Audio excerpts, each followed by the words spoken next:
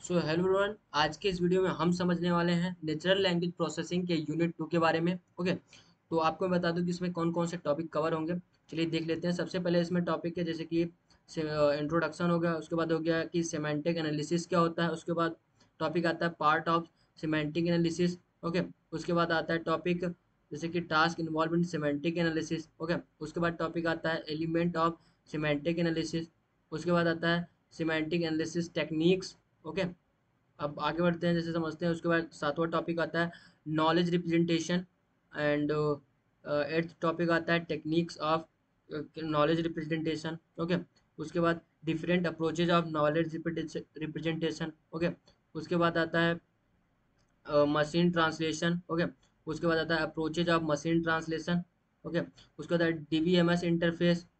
उसके बाद आता है वेरियस डीबीएमएस इंटरफेस। तो ये रही सारी सारी टॉपिक जो कि इसका सब्जेक्ट कोड है KOE 088। ओके, तो चलिए शुरू करते हैं। सबसे पहले समझते हैं इंट्रोडक्शन। जैसे कि दिस सेक्शन, इस सेक्शन में कौन कौन से किसी किसी कॉन्सेप्ट होंगे, जैसे सिमेंटिक एनालिसिस हो गया, नॉलेज रिप्रेजेंटेशन हो गया, machine translation, DBMS interface. Okay, ये सारी सारी चीज़ें हम इनके बारे में पढ़ने वाले हैं। ओके, आगे यहाँ से शुरू करते हैं। सिमेंटिक एनालिसिस होता क्या है, उसका डेफिनेशन समझते हैं। Semantic analysis is the process of understanding the meaning of words, phrase and sentences.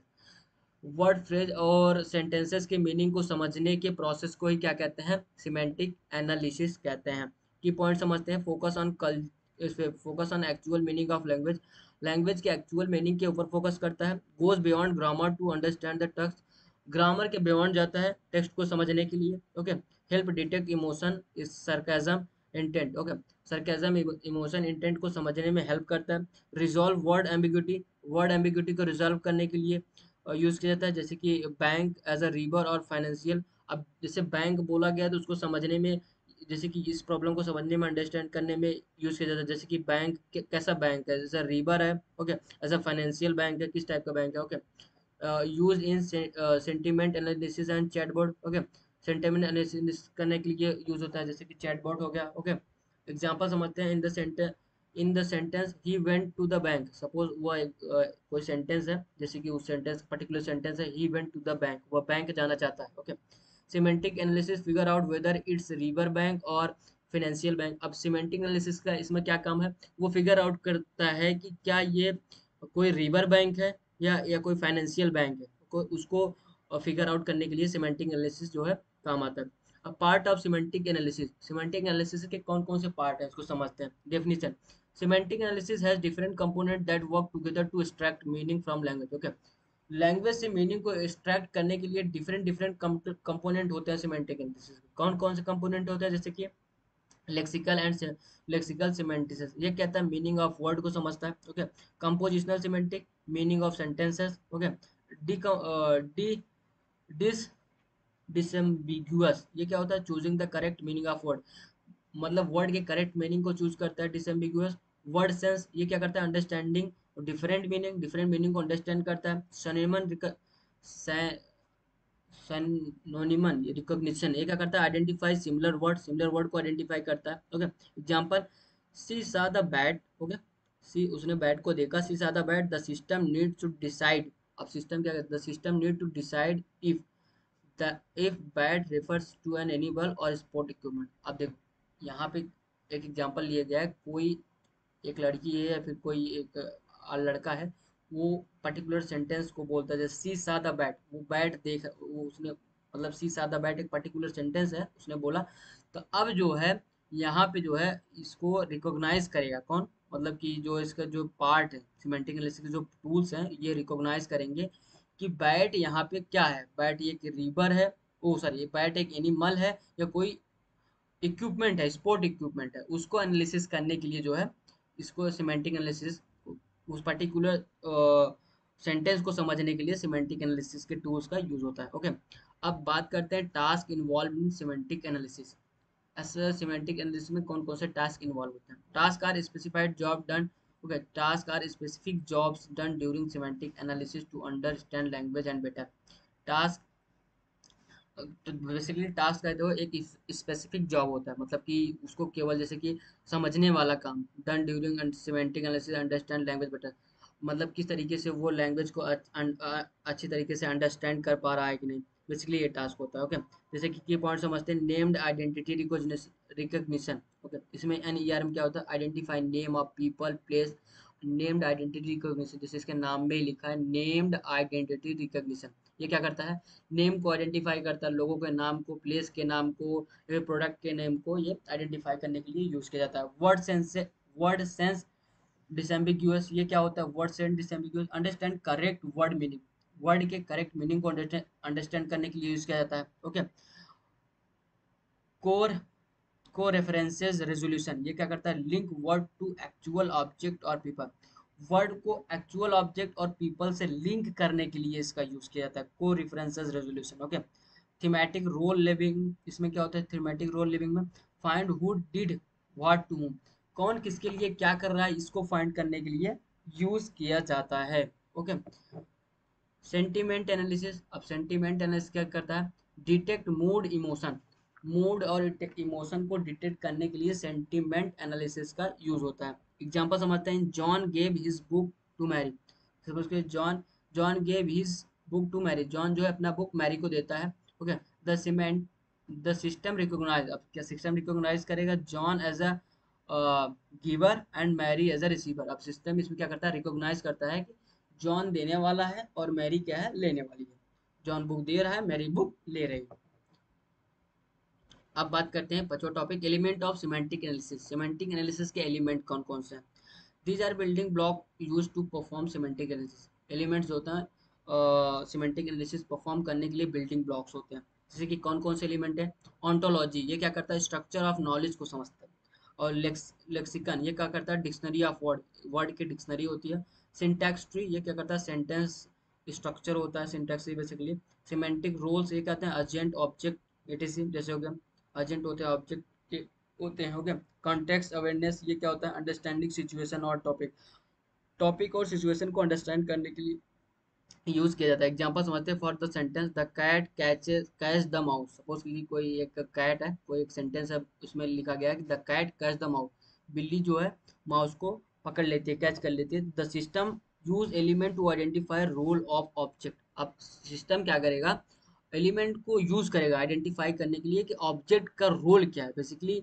जैसे कैट और माउस है, इन दोनों का रोल क्या है, कैट का रोल क्या है, वो माउस को पकड़ रही है, बेसिकली पकड़ने का रोल है, तो उसको आइडेंटिफाई करने के लिए जो है टूल्स का यूज किया जाता है। ओके, अब बात समझते हैं नेक्स्ट टॉपिक की बार आगे बढ़ते हैं, semantic analysis technique, semantic analysis के कौन कौन से टेक्निक हैं, डेफिनेशन समझते हैं, these are different method use to perform semantic analysis, semantic analysis perform करने का ये अलग अलग मेथड है, डिफरेंट डिफरेंट मेथड है। की पॉइंट समझते हैं, rule based method, okay, statistical method, उसके बाद machine learning method, deep learning method, hybrid method. जैसे कि रूल बेस्ड में क्या होता है, use language rule, okay, statistical method में क्या होता है, बेस्ड ऑन डेटा फ्रीक्वेंसी के ऊपर काम होता है। ओके, मशीन लर्निंग में क्या होता है, लर्न फ्रॉम एग्जांपल, एग्जांपल से लर्न करते हैं।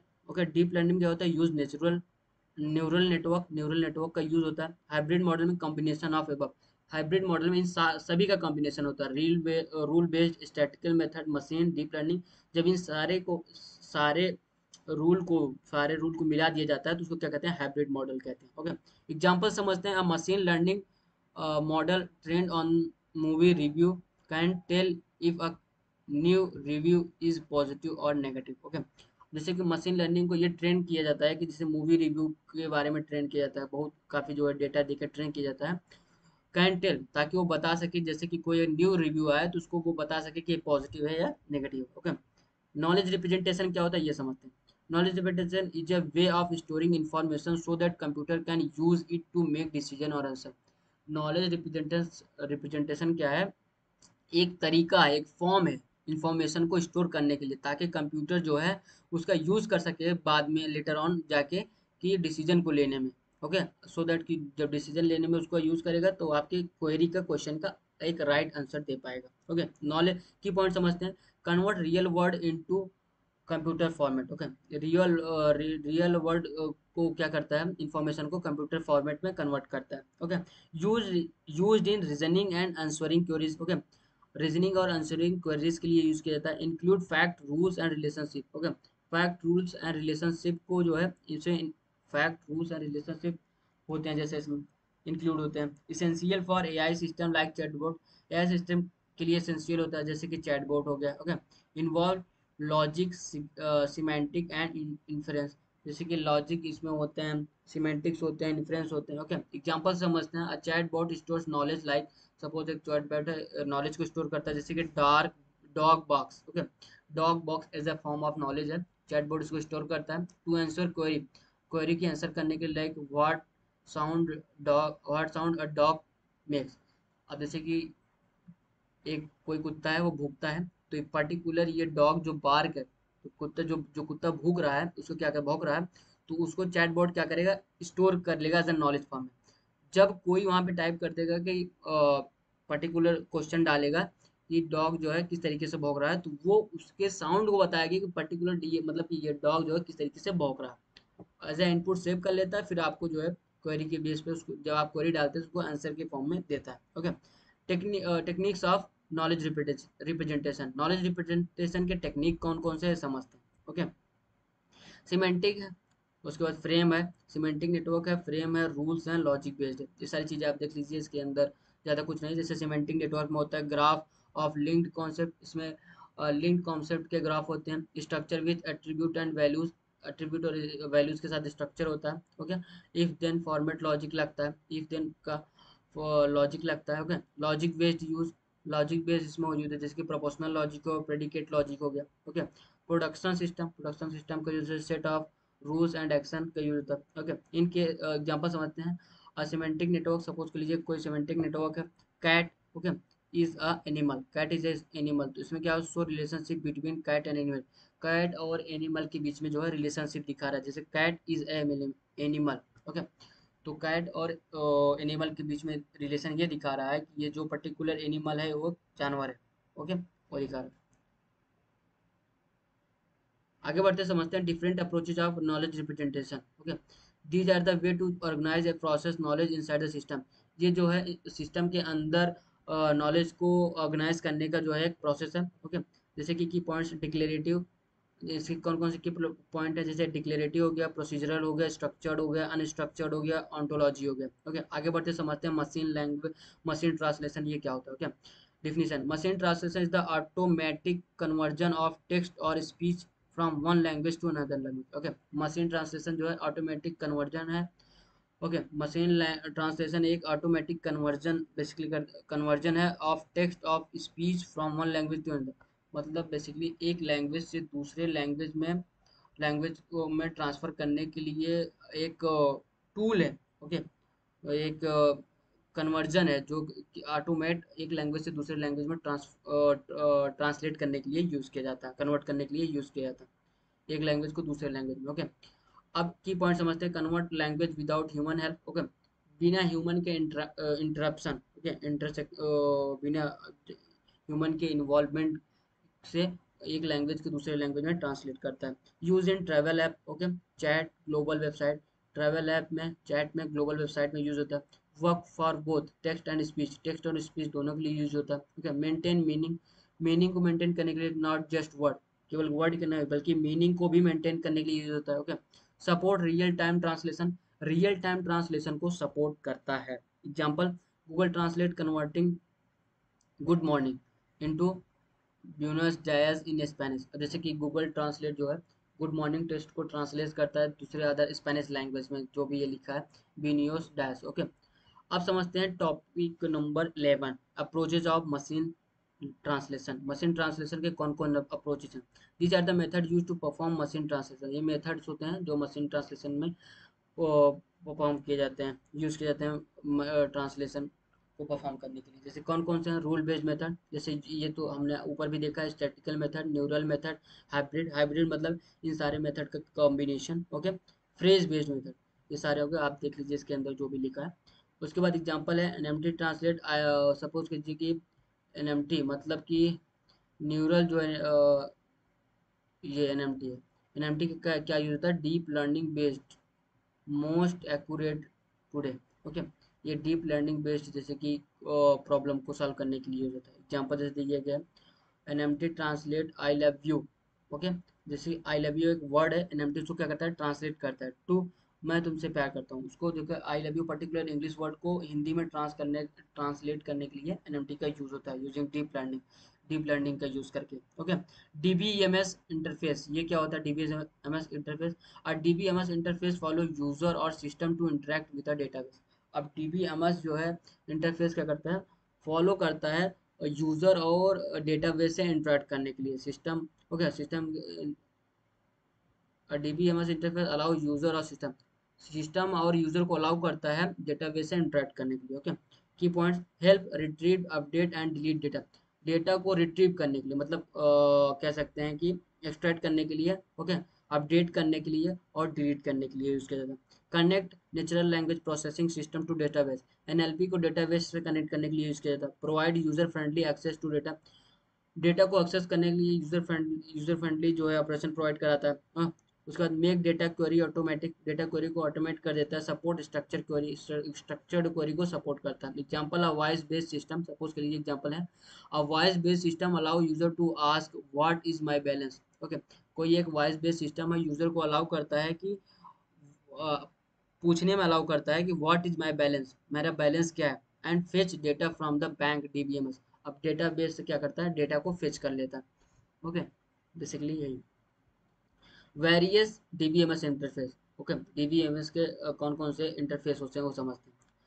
These are different ways through which user interact with database, different different base हैं जिससे जो है यूजर डेटाबेस से इंटरेक्ट करता है। जैसे कि मेनू बेस्ड हो गया, फॉर्म बेस्ड हो गया, ग्राफिक यूजर इंटरफेस हो गया, वॉइस बेस्ड इंटरफेस हो गया, नेचुरल लैंग्वेज।